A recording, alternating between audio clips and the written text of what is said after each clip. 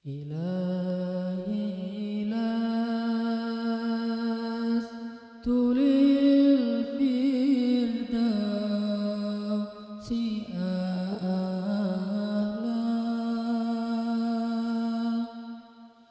ولا أقوى على النار الجحيم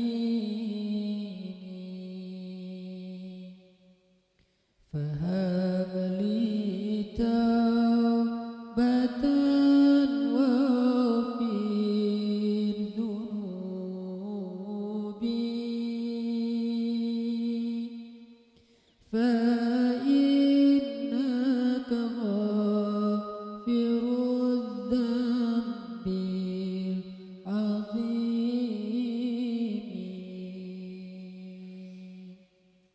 Teman-teman sekalian, bait-bait kasidah itu ditulis dan dirangkai oleh para ulama adalah tentang pengakuan dosa seorang hamba. Ketika seorang hamba berada di puncak penyesalan dan merasa tahu diri bahwa dia adalah seorang hamba yang kotor, sehingga dia mengatakan, Ilahi lastu lil firdausi ahla. Ilahi, sesungguhnya saya tidak layak masuk ke surga Firdaus.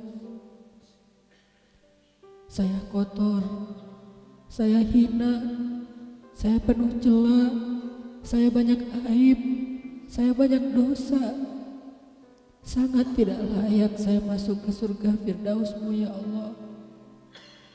Tidak ada satupun amal yang bisa saya banggakan sehingga menjadi jalan bagi saya masuk ke surga Firdaus-Mu ya Allah. Kita harus merasa diri kita rendah di hadapan Allah. Itulah kenapa kita sujud. Dan Allah suka kepada orang yang merendahkan diri di hadapannya. Itulah kenapa Allah suka kepada hamba yang bersujud. Seandainya pintu surga itu terbuka dengan kunci amal solih, saya tidak punya kuncinya ya Allah. Saya beramal solih tetapi belum layak untuk membuka pintu surga. Saya sholat, saya puasa, saya tarawih, saya sedekah, tapi semua itu belum cukup untuk membuka pintu surga karena keterbatasan amal solih saya. Masih banyak kesalahan dalam amal-amal yang saya kerjakan karena saya bodoh ya Allah. Lalu bagaimana nasib saya kelak di akhirat ya Allah? Jika ditimbang-timbang, sungguh kedurhakaan saya lebih sering daripada istighfar saya ya Allah. Saya tidak pantas menjadi penghuni surga ya Allah. Wala aqwa 'alan naril jahimi. Tetapi saya juga tidak akan kuat dengan azab neraka jahim-Mu ya Allah. Karena sesungguhnya tidak ada satupun dari makhluk-Mu yang sanggup merasakan azab neraka.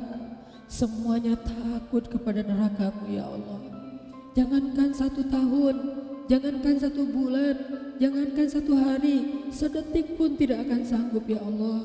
Karena saya mendengar sesungguhnya Rasulullah SAW bersabda, azab yang paling ringan bagi penduduk neraka adalah dipakaikan baginya sendal terompah dari api yang membakar kakinya sampai mendidihkan kepalanya.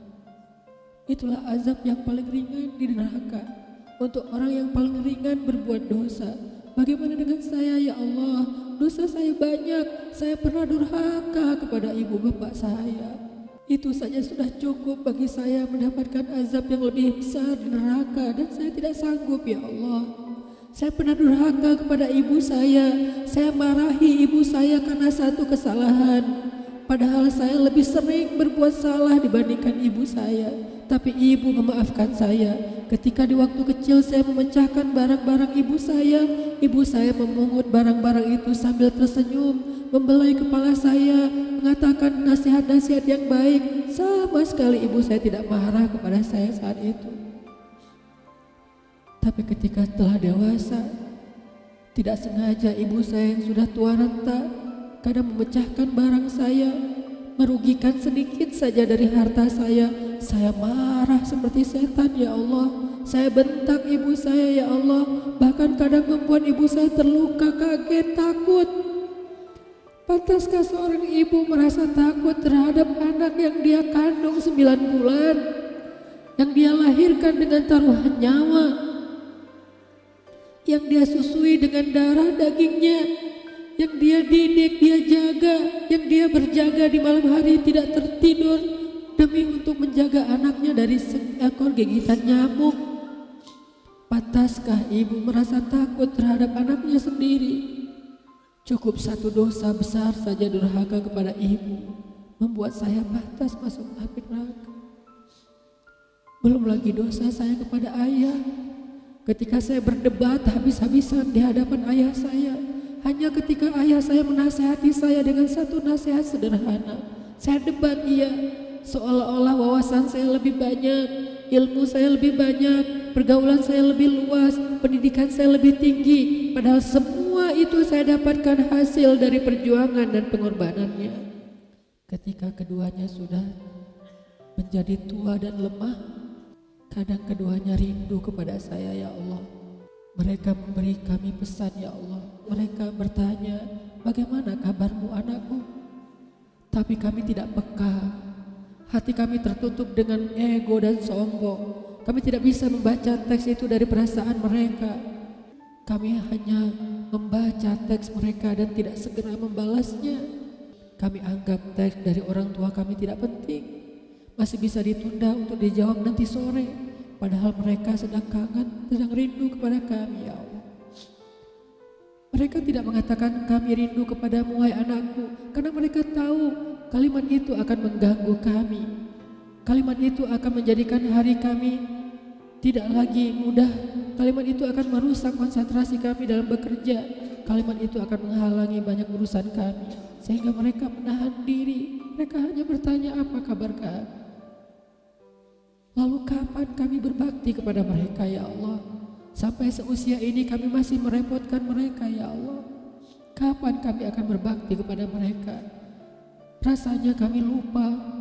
Entah kapan kami pernah memijat kaki mereka setelah mereka seharian bekerja.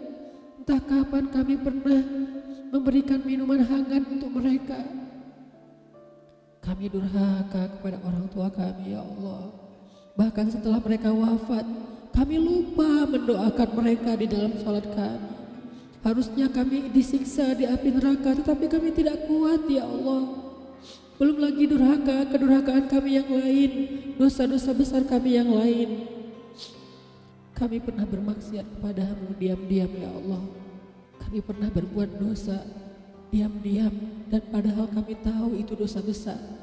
Tapi kami tidak peduli, kami tidak takut kepadamu. Seolah-olah ancamanmu itu hanyalah mitos, seolah-olah ancamanmu itu hanyalah fiktif, seolah-olah apa yang kau firmankan di dalam Al-Quran itu tidak benar-benar ada. Kami sombong menantangmu dengan berbuat dosa. Banyak dosa yang kami tidak bisa menyebutkan satu persatu, ya Allah.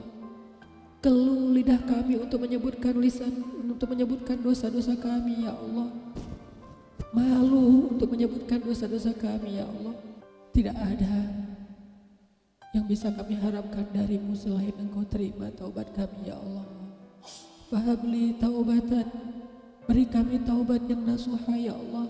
Terima taubat kami, ya Allah. Kami belum berani meminta surgamu, kami juga tidak akan kuat dengan nerakamu. Kami meminta terimalah taubat kami, penyesalan kami, janji kami untuk kembali kepadamu, memperbaiki diri. Teman-teman sekalian, mari kita baca bait itu dengan penyesalan. Kita baca bait itu seolah-olah kita sedang curhat kepada Allah Subhanahu wa taala.